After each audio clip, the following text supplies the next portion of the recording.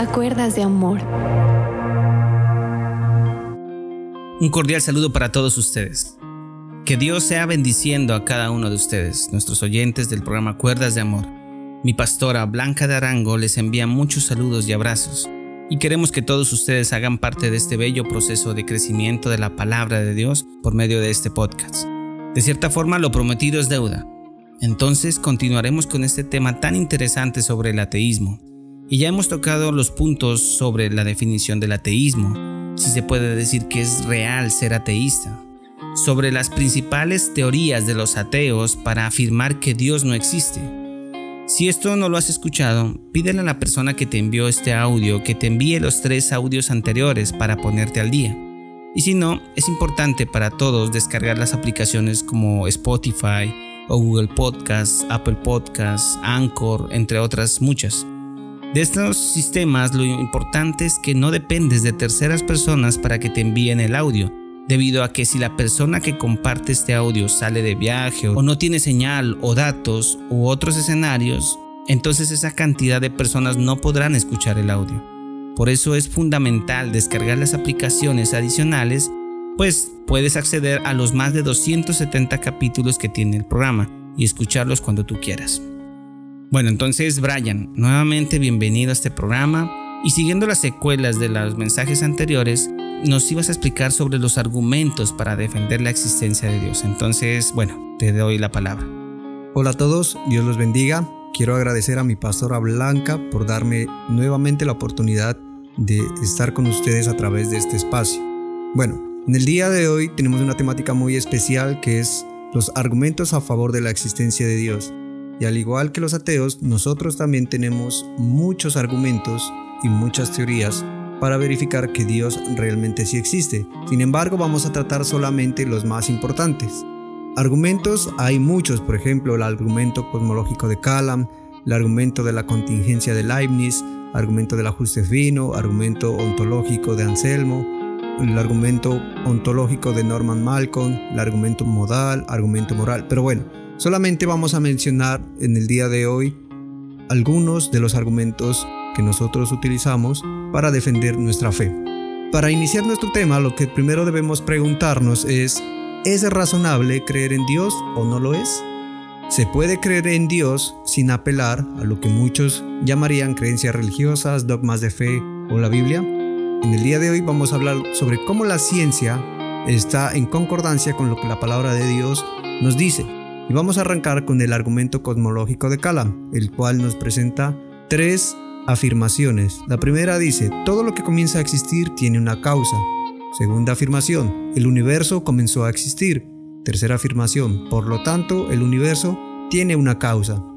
Lo que muchos ateos hacen es creer que algo puede saltar a la existencia sin una causa, y esto es cometer una exageración muy grande, y es peor que creer en la magia, porque al menos con la magia tenemos un sombrero y un mago. Un ateo o un filósofo y matemático ateo, escritor del libro ¿Por qué no soy cristiano?, llamado Bernard Russell, dijo la frase: el universo simplemente está ahí y punto. Pero vamos a darnos cuenta que la ciencia nos dice lo contrario.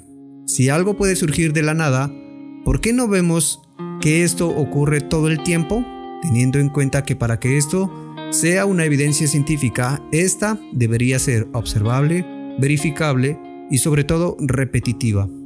Uno de los mayores descubrimientos y menos valorados es que el universo tuvo un principio y no siempre ha existido, es decir, el universo no es eterno. Ahora bien, ¿el universo empezó a existir o siempre ha existido? Esa es la pregunta que muchos se hacen. La respuesta, según la ciencia, es que el universo empezó a existir porque el tiempo, el espacio, la materia y la energía, que son los elementos fundamentales del universo físico, tuvieron un comienzo simultáneo en el pasado, como lo han comprobado muchos científicos y como lo han estipulado muchos filósofos. Ahora bien, ¿qué nos dice la palabra de Dios en Génesis capítulo 1, versículo 1? Dice la creación. En el principio creó Dios los cielos y la tierra. Entonces en esta frase nos damos cuenta que cuando se habla de el principio, se está hablando de la creación del tiempo. Cuando se habla de los cielos, se está hablando de la creación del espacio, y cuando se habla de la tierra, se está hablando de la creación de la materia. Entonces aquí vemos que tanto el tiempo, el espacio y la materia tuvieron un inicio, y esto ya la palabra de Dios lo narraba con muchos años de anticipación. Yo les pongo un ejemplo. Imagina que vas caminando por la playa y te encuentras con un hermoso reloj. ¿Podría alguien pensar que su creación fue obra de la casualidad o de la erosión de las olas? Su existencia es evidencia de que un relojero fue el autor del mecanismo, aunque no podamos verlo. Asimismo aplica para el universo y Dios. Recordemos lo que nos dice Romanos capítulo 1, versículos del 20 al 22.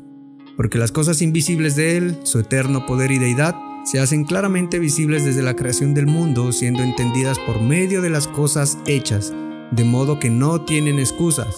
Pues habiendo conocido a Dios, no le glorificaron como a Dios, ni le dieron gracias, sino que se envanecieron en sus razonamientos y su necio corazón fue entenebrecido. Profesando ser sabios, se hicieron necios. Ahora bien, como el universo no se puede causar a sí mismo, su causa debe trascender el universo espacio-tiempo, es decir, que su causa debe ser sin límite de espacio, atemporal, inmaterial, no causada y poderosa, tal cual como lo es Dios.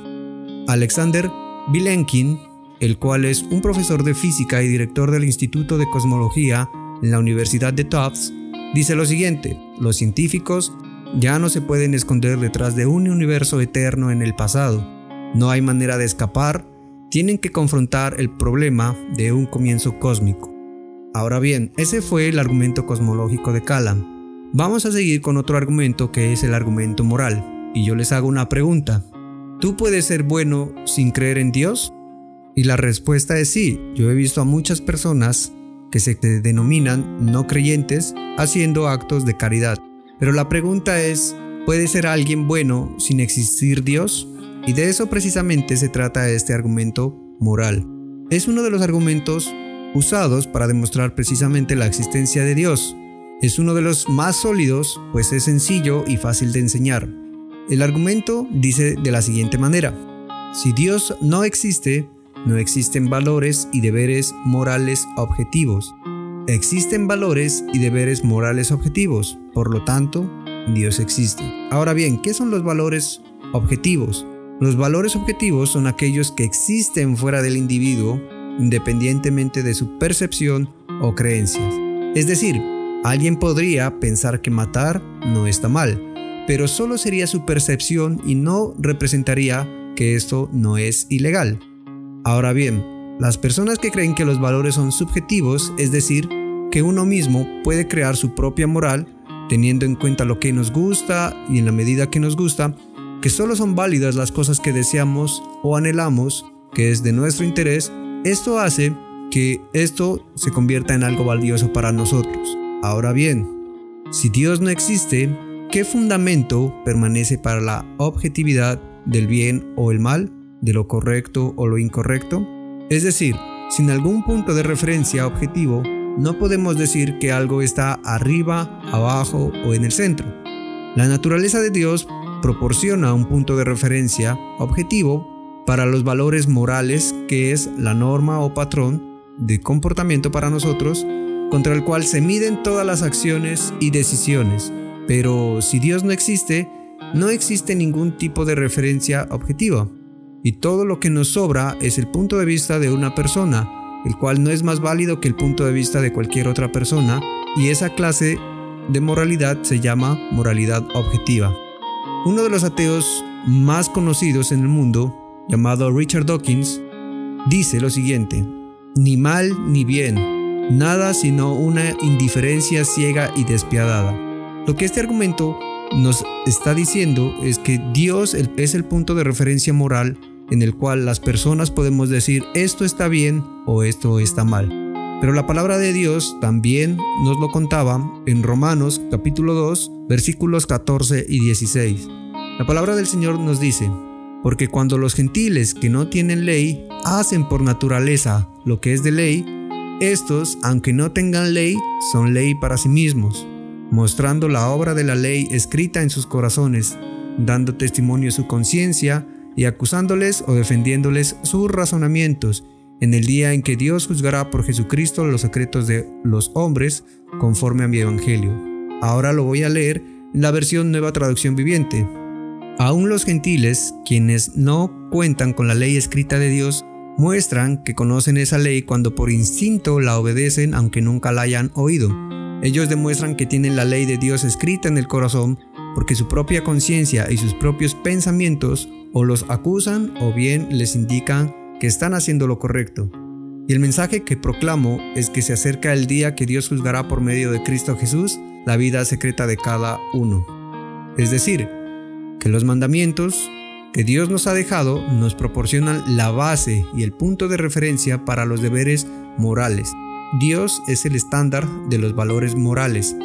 Si la moral fuera subjetiva o relativa, ningún ateo podría reclamar si su esposa le es infiel o si sus hijos consumen drogas, porque ellos podrían decirle o responderle que tales actos no serían inmorales para ellos. Si el ateísmo es verdadero, no existe un estándar definitivo y no podría haber ninguna obligación o deber moral. Por eso el argumento moral comienza con el hecho de que todas las personas reconozcan algún código moral. Cada vez que discutimos sobre lo correcto y lo incorrecto, hacemos un llamado a una ley superior que asumimos que todas las personas conocen, cumplen y que no tienen la libertad para cambiarla de manera arbitraria. El bien y el mal implica una ley o un estándar más alto y la ley requiere un legislador. Ya que la ley moral trasciende a la humanidad, esta ley universal requiere un legislador universal. Se argumenta que es Dios. El ateísmo no proporciona ninguna base para la moralidad, tampoco ofrece esperanza y ningún sentido de la vida. Seríamos como los animales que no tienen obligaciones morales. Por ejemplo, cuando un gato mata a un ratón, nadie lo juzga, ¿cierto? Porque el animal no lo hace con malicia, simplemente sigue sus instintos. Sin Dios no habría base objetiva de moralidad, ya que solo Él es perfecto y justo. Es más, si no existiera, ni aun las leyes podrían plantearse, porque no podríamos reconocer las injusticias o los legisladores no podrían decir qué está bien y qué está mal. Creo que en la mente de cualquier persona está claro que asesinar, por ejemplo, a un bebé está mal. Y eso es por la ley escrita en nuestros corazones que Dios puso en cada uno de nosotros. Entonces aquí vemos que la moralidad está muy ligada precisamente a la existencia de Dios. Y los seres humanos, en el fondo, sabemos que hay cosas buenas y cosas malas porque Dios ha escrito la ley en nuestros corazones. Y si no hubiera Dios como ese punto de referencia, seríamos simplemente como animales que no somos responsables de nuestros actos. Gracias, Brian, por esa breve explicación. Y nosotros tenemos que recordar que debemos preservar la sana doctrina, la sana verdad de la palabra de Dios. Como está escrito en 1 Corintios capítulo 1 versículo 18, dice: porque la palabra de la cruz es locura a los que se pierden, pero a los que se salvan, esto es, a nosotros, es poder de Dios. Pues está escrito: destruiré la sabiduría de los sabios y desecharé el entendimiento de los entendidos. Entonces, es una parte de la fracción del mensaje siguiente y espero que estés atento para lo que vamos a tener el día de mañana. Si el Señor nos lo permite, mañana estaremos muy puntuales dando este mensaje. Que el Señor te bendiga, que el Señor te guarde y nos vemos mañana si Dios lo permite.